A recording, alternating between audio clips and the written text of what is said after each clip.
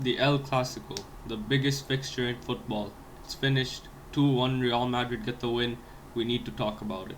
Now, there's a lot to talk about, right? This is the biggest fixture in football.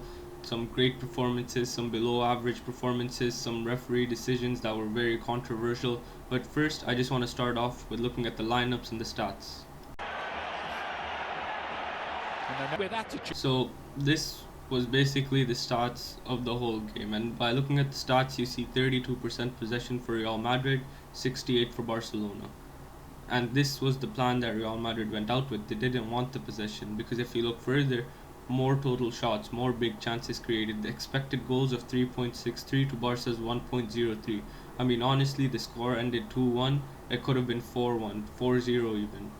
Let's move over to the lineups and we'll talk about how each of the players did for Real Madrid, some of them for Barca as well. Now, coming into it, we knew Barca had a lot of injuries, right? Christensen, Garcia, Ter Stegen, Dani Olmo, Gavi, Rafinha, all injured. Real Madrid weren't really missing anybody. It was Rudiger, but I don't think he was going to start anyways.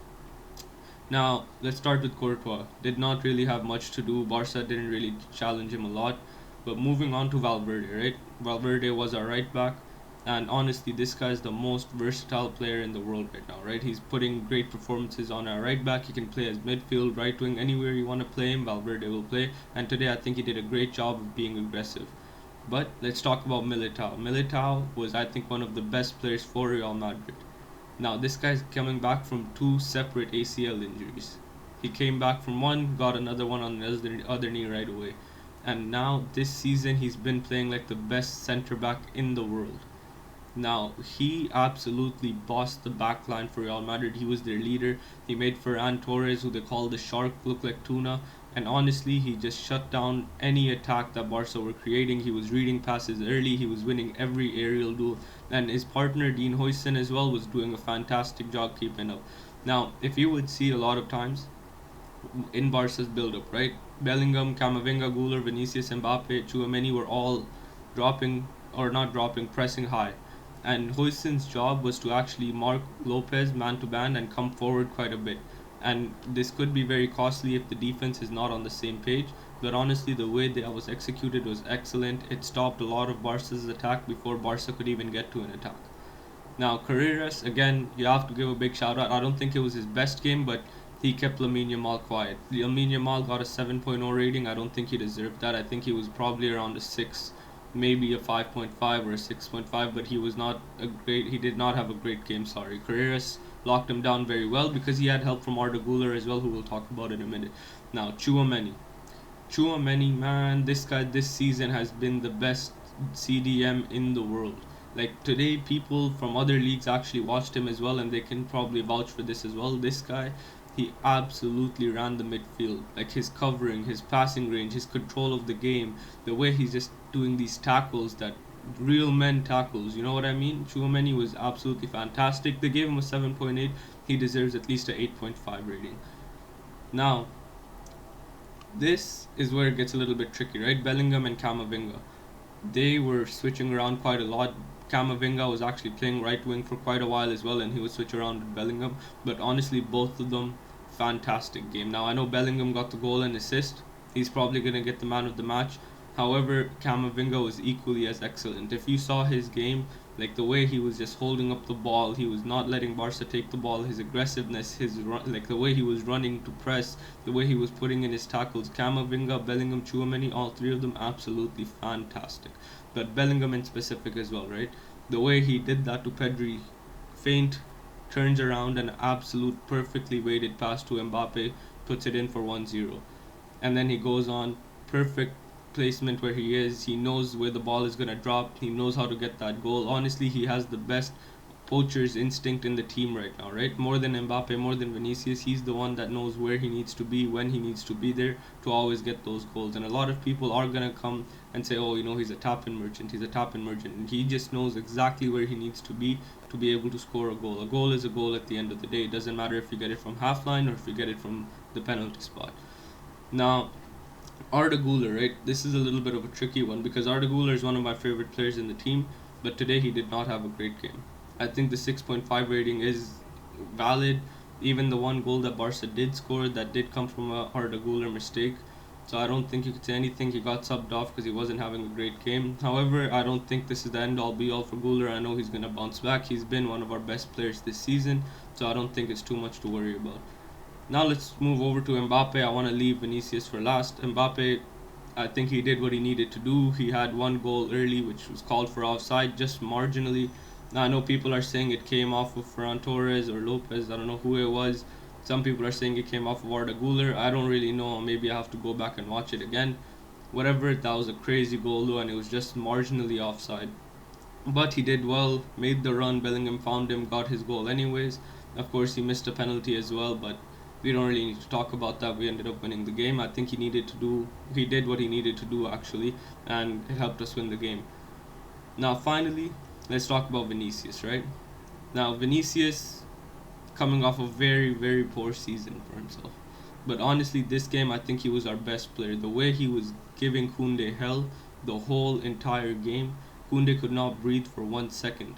I mean, right in the second minute, right? Lamine Yamal fouled Vinicius.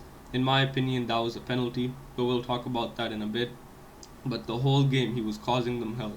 His dribbling was perfect, his passing was perfect, his running was perfect. He was dropping deep to get the ball and helping Mbappe make space for himself as well. Honestly, 10 out of 10 performance from Vinicius Jr. I think he was our best player on the field, along with, of course, the whole midfield and under Militao.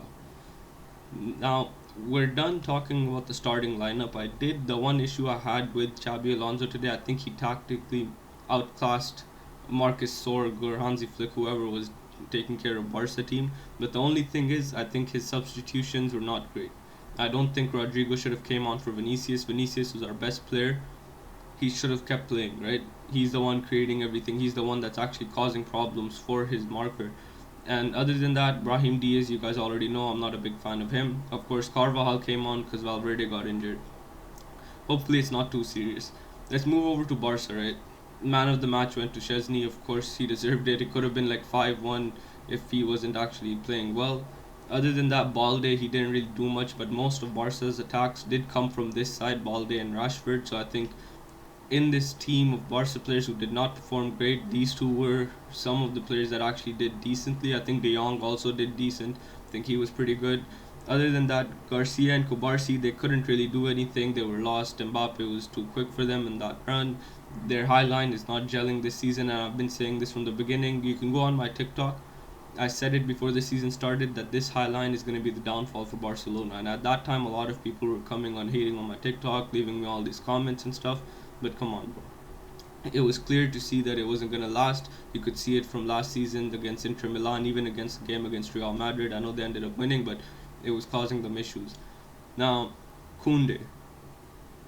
Koundé last season was regarded as one of the best right backs in the world, right? People were saying after Hakimi, it's Koundé.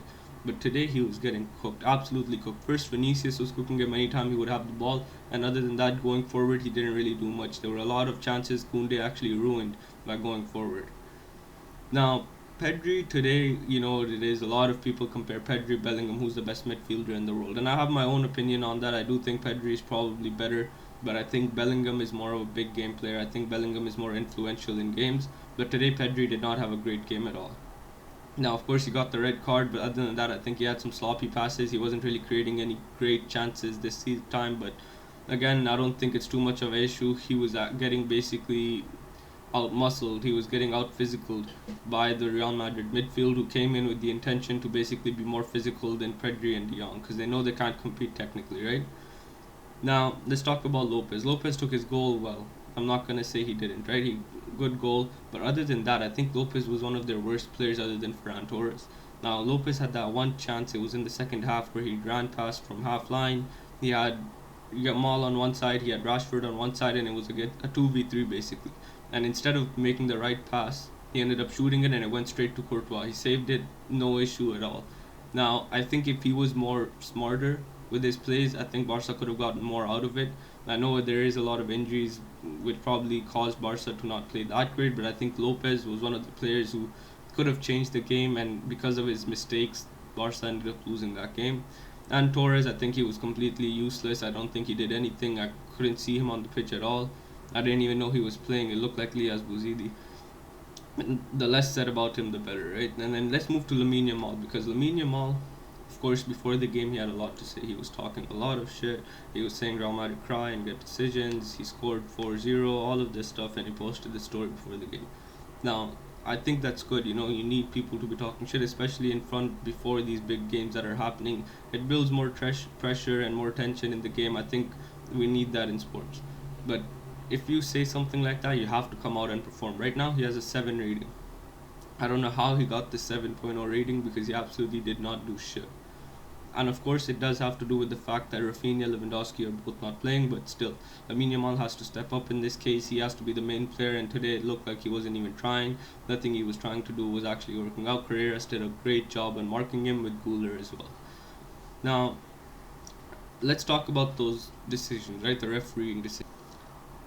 Right on the second minute of the game, Vinicius gets brought down. He's about to go kick the ball. Yamal puts his leg in front of it. Vinicius kicking Yamal, gives it a penalty, goes to the VAR, checks, says it's not a penalty. Now, of course he kicks Yamal. No one's gonna deny that. But you have to think logically, right? Vinicius is going to kick the ball. Now, if you put your foot in front of someone that already has his leg in the air to kick it, of course he's gonna kick you. That's Yamal impeding on the play without getting the ball. That's a clear penalty. Now, a lot of people were saying Yamal touched the ball. I don't think he did. I think that was a very clear penalty.